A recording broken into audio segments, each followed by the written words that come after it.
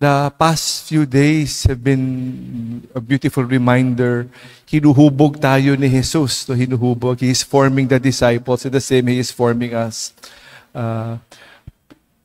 Nagsimula sa tinawag yung 12, no? Tapos unti-unti tinuturuan niya. Again, kahapon, ito yung attitudes, no? The Beatitudes. And then today, continuously He is telling us.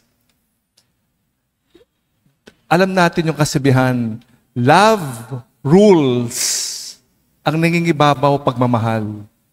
Pero bakit minsan o madalas ang nangingibabaw hindi pagmamahal?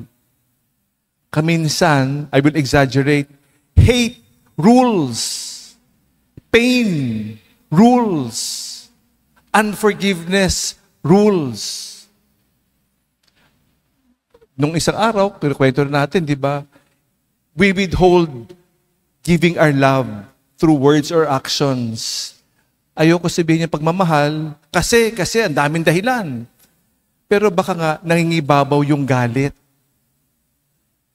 Nasaktan ako eh. Unawain niyo ako kasi ako'y sugatan. No? I am wounded. I have so much pain. So you have to understand. Pag yun at yun ang ating ginagawa, then we know it is not love that rules. What rules is pain. Nasaktan ako eh. So that's why the world is so much, there's so much sadness, there's so much loneliness in the world kasi hindi nangingibabaw yung pagmamahal. Ang nangingibabaw, I am suspicious, I am doubtful because I am in pain, kasi sa mga naranasan ko, kaya I will suspect, no? Bakit ganyan? Bakit I will doubt? That is why it is a very important reminder today. The gospel is very, very, very powerful today, no? That is why it says, di ba? It says, love your enemies, do good to them. Yung ating, kahit na gaano tayo sinisiraan, kahit na gaano kasama yung naririnig natin, we are in control eh.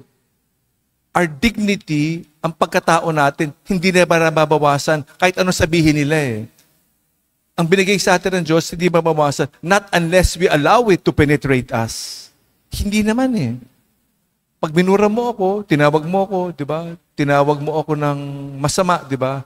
Pero, hindi naman totoo yan eh. I will not allow it to affect me because it is not true. So I have the control. Yung sabihin mo sa akin, ng kaaway, hindi naman totoo, walang pwede magpabago sa dignidad natin o hindi natin hayaan. But if we allow it to enter us, then we will be destroyed. No. What we receive, our dignity, ang pagkatao natin, binigay sa atin ng Diyos, it is God's gift to us. It cannot change. Nothing can change if we do not allow it. So we ask the good Lord to help us to maintain this dignity, to love and make love rule. And not the injustices, naku, lugi ako, it is not fair, no? Dapat makabawi, dapat, no. Love rules. And the powerful gospel today reminds us of this. Very powerful. Kindly read the gospel again today, no? Little by little, pag nilaya natin. Again, like yesterday, this is the value of the kingdom. Very, very difficult, if not the opposite of what the value of the world has to offer. Ibang baliktad eh, no? Love your enemies, pray for those who curse you. It is the opposite. Kabaliktaran yung tinuturo ng kamunduhan. So we are reminded beautifully of this gospel today.